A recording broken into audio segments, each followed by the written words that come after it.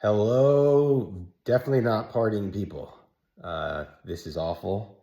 This has been a terrible 6 days. For those of you that have not been following my YouTube channel or my Twitter feed for the last 15 years, um, it's not abnormal for me to have big drawdowns, and I've had a big drawdown. I think I'm down 25%, or now probably more like 30% in the last 6 days.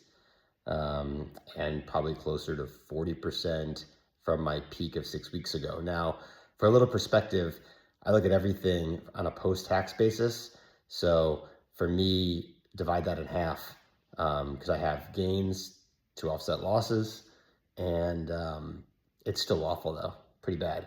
So I shrunk a lot of my portfolio yesterday. Still on all the same names I've talked about in the past, but just much smaller in a lot of things. Let's go through them real quickly.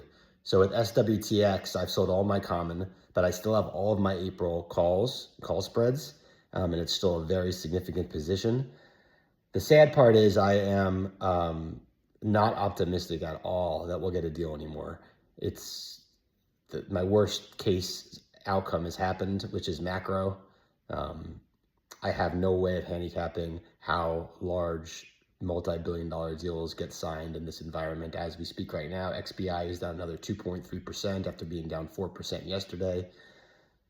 I just couldn't even begin to tell you what the odds are of something getting to the finish line, given what's happening in the broader market. So I'm not optimistic. I have not sold my options. I do consider that they're going to be worthless. And yeah, so that's why I'm with SWTX. It's very unfortunate. On KROS, their phase 1 data was pretty lame.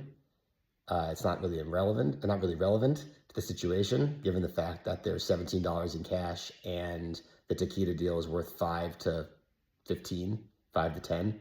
But if they just run the company on science projects and they're all worthless, then we'll never see that value.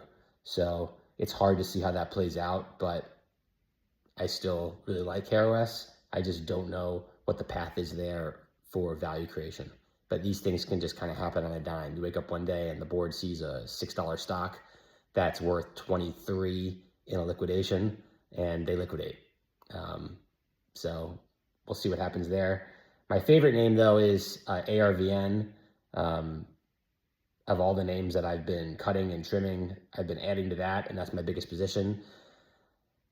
I see just numerous near-term drivers there. It's a $7 stock with $13 in cash. And the least important near-term driver is they have phase 1 data on Friday. Obviously, there's nothing in the stock for that. I do not think it will go down regardless of what they put up on that data. But maybe if there's a big dose response, the stock might go up a lot. But really, the catalyst driver there is the Pfizer deal. And I continue to believe with a very strong amount of confidence that Pfizer commercializes the drug and that they restructure the partnership.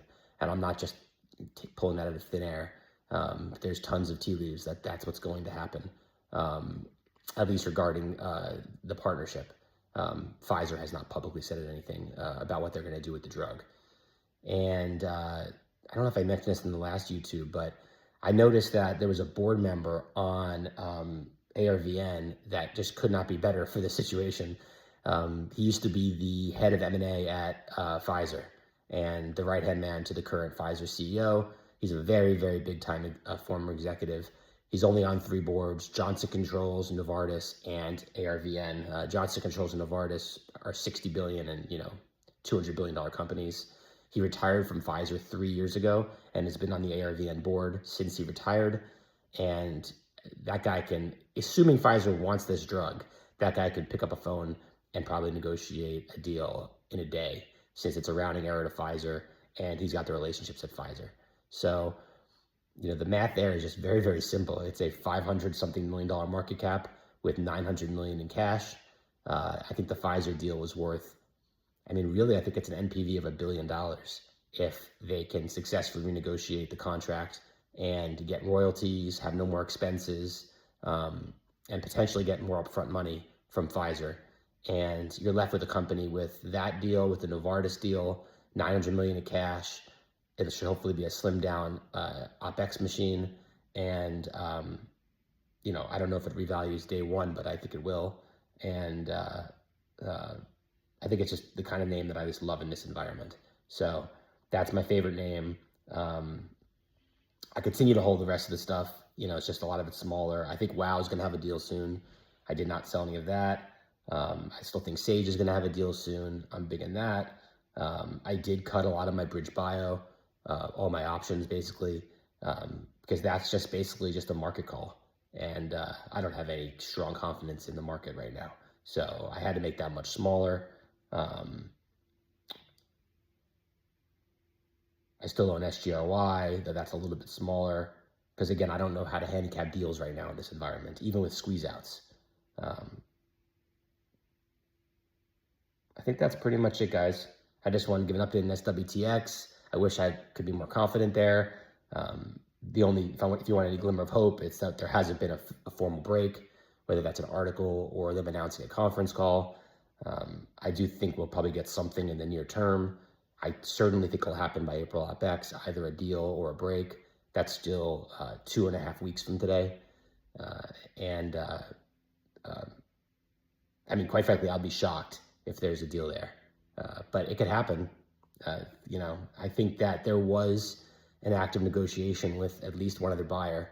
So if that other buyer is not immune to, or is immune to, you know, larger macro signals and pressure, you know, as they should be, they still could sign something. So, all right, that's my dog.